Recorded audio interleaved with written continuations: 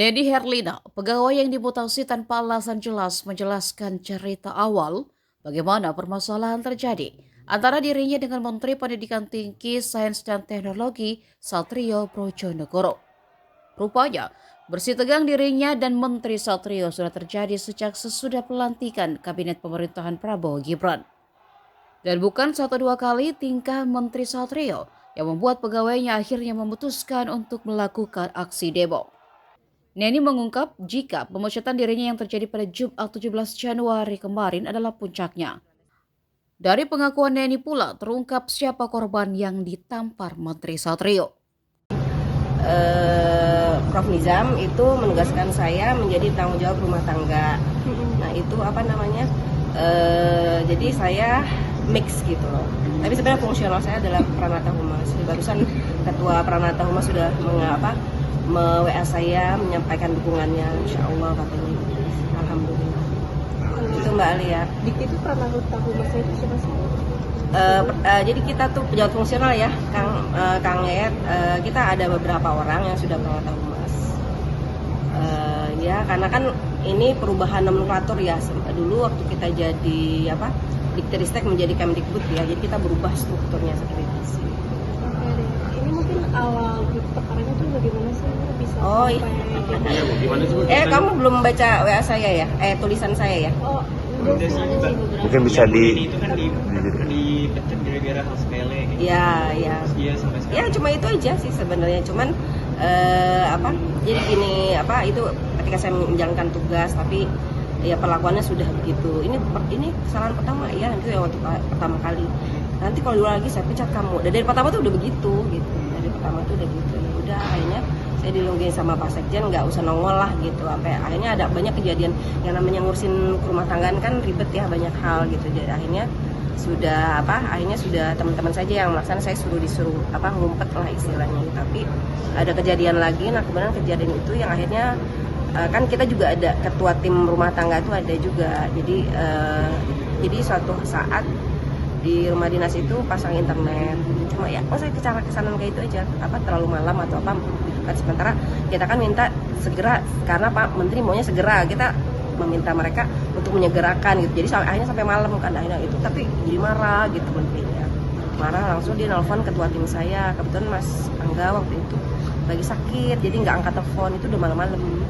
Sayanya nggak diangkat, langsung nggak diangkat kan, namanya orang sakit minum obat mungkin ketiduran gitu ya. Tapi akhirnya di WA saya pecat kamu kayak gitu. Jadi pemecatan langsung by WA? Iya. Tanpa ada surat? Iya. Nggak ada. Terus udah gitu.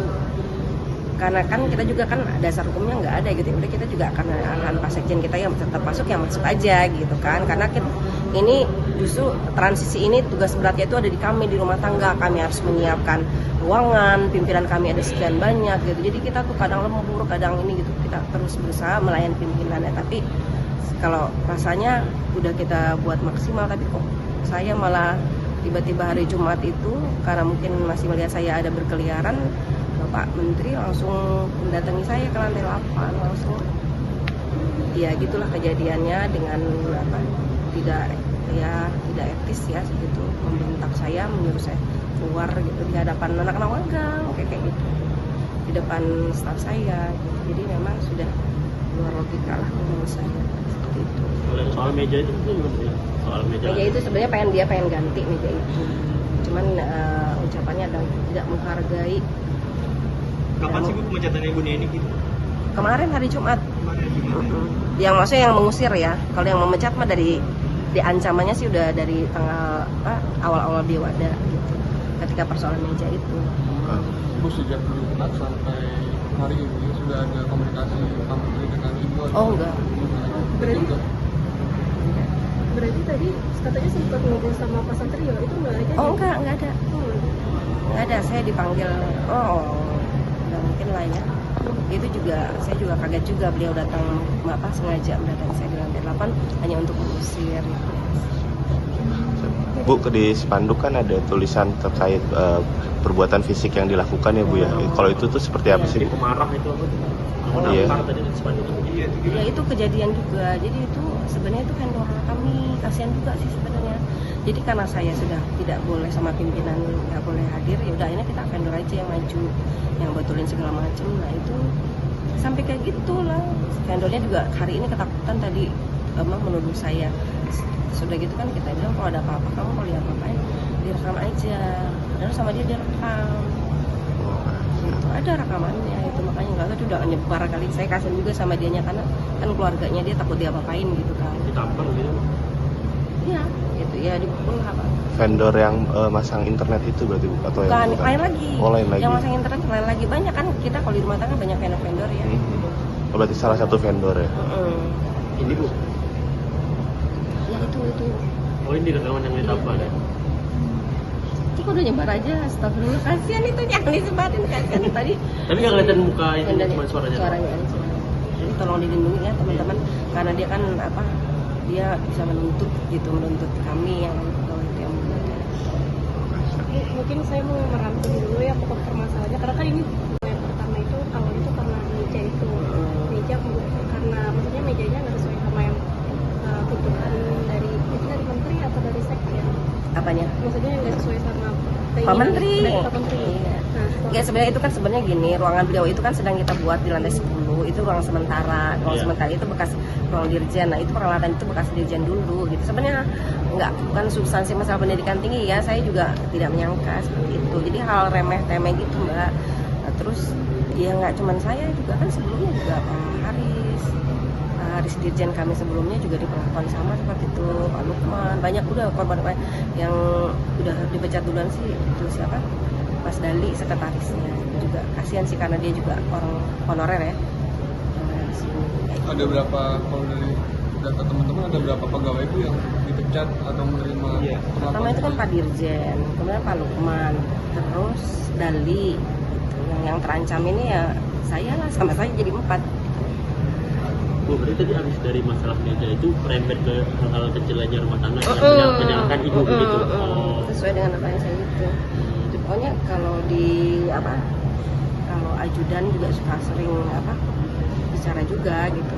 Kadang-kadang misalnya lagi ini gitu. Jadi kayaknya udah nggak suka sekali sama saya gitu. Padahal kan bukan yang meja pun sebenarnya bukan kesalahan saya kan, memang sudah adanya seperti itu kan gitu. Tapi kok saya kayaknya ini banget lah gitu, kayaknya dibenci banget gitu loh. Yang soal meja itu berarti beliau nggak terima ini saya menteri tapi mejanya masih begini gitu.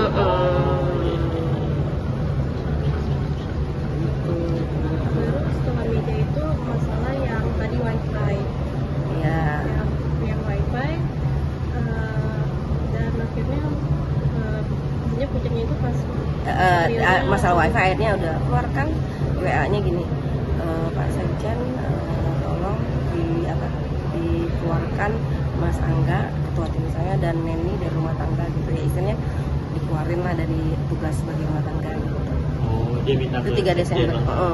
Itu tanggal 3 Desember. yang datang langsung ke ibu. Baru kemarin Jumat, kemarin saya juga kaget. Astagfirullahaladzim. Itu nggak bentak-bentak gitu berarti. Ya iya, diusir, diusir kayak gitu. Saya juga antara gimana ya, astagfirullahaladzim, saya baca ayat kursi aja terus itu ditungguin sampai saya keluar loh ya kayak gitu ya saya nggak tahu ya apa yang ada nya ya gitu, apa adanya gitu, saya juga nggak tahu, mungkin udah jalan Allah kali ya, apa saya diberikan cobaan. Tapi intinya saya tuh tidak mau hal ini terulang sama teman-teman yang lain, karena sekarang itu teman-teman itu ketakutan, serba ketakutan, terutama yang dekat-dekat melayani menteri kan. Dari aksi dari teman-teman tadi itu apa yang diharapkan mungkin? Tuntutannya apa aja sih Bu? Tuntutan apa ya? Seni hitam ini apa aja? Iya, ya. Kalau kami sih ya belum ada ya tuntutan, cuman dari pembicaraan itu ya pertama ya gimana nih status saya nih, apa beneran dipecat apa enggak, karena itu kan tidak ada dasar hukum yang jelas gitu. Nah itu nasib saya aja nggak tahu hari ini saya mau kerja di gimana gitu kan, gitu. Itu aja sih pertama. Terus yang kedua ya sebenarnya kita semua udah pengen kalau misalkan memang tidak berubah juga ya, kita mau ya memperencanakan untuk yang menurunkan ya. Evaluasi gitu. Bu tadi sempat Bu Aswinda bilang mau dibawa ke DPR besok. Dilalah, saya itu kan udah lama ya Mas Mbak, udah lama jadi PNS gitu ya, baru hari ini kejadian seperti itu. Kemudian juga saya juga kan kenal juga sama Pak Ferdi di Komisi 10. Kemarin dilalah waktu kita dampingin Pak Wamen, saya ketemu sama beliau gitu ya, udah saya WA aja lagi deh, saya bilang besok insya Allah diterima. Ya teman-teman kita kan banyak bidang ya yang sering mungkin berurusan dengan DPR, tapi kalau dari pimpinan saya yang lama juga Pak Fizik juga memperjuangkan kita semua. Katanya sih sudah dilaporkan ke Mayor Freddy sama Pak Prabowo gitu ya. Terus juga tadi ada yang teman, ada yang bilang Bu Titik Prabowo ingin ketemu sama saya gitu kan. Ya udah menjalin aja, saya udah kadung diusir gimana bisa, daripada saya takut teman-teman ini gitu. Karena Itu berarti ada yang lain juga dan Apanya? karena yang di ini Mas Angga ini belum lagi di Mas Angga ini belum datang karena kemarin pas. Jadi gini loh, itu dilelah banget Mas Angga itu, bejo banget ya. Biasanya itu sama saya tuh selalu berdua. Kita tuh lagi beresin ruangan, hari Jumat ya. pindah-pindahan gitu. Nggak ada, beliaunya nggak masuk. Bejo banget dia. Kalau ada pasti dua-duanya tuh. Udah yakin lah saya. Bu berarti emang Pak Menteri ini emang wataknya seperti ini ketika masuk publik keluar. Itu saya nggak tahu. Jadi harusnya wawancara yang zaman dulu. Saya nggak tahu itu apa masalah keluarga atau apa, saya nggak tahu lagi. Tapi selain ke DPR, apakah ada upaya dari teman-teman untuk melapor ke ASN atau ke presiden? Iya, iya. Nanti kalau memang saya ada surat dikeluarkan, ya mungkin kita akan secara kalau ada surat saya dikeluarkan, kan menunggu surat itu aja. Saya juga nggak tahu saya mau masuk apa enggak gitu. Teman-teman Ibrahima juga sudah memberikan dukungan gitu. Rektor-rektor semua juga ya. Saya itu orang lama lah, pasti rektor pada kenal lah ya gitu. Tapi ya mudah-mudahan ini menjadi hikmah ya, biar para pimpinan-pimpinan itu juga tidak semena-mena ya, relasi kuasa lah gitu. Karena ini tuh institusi pendidikan loh gitu.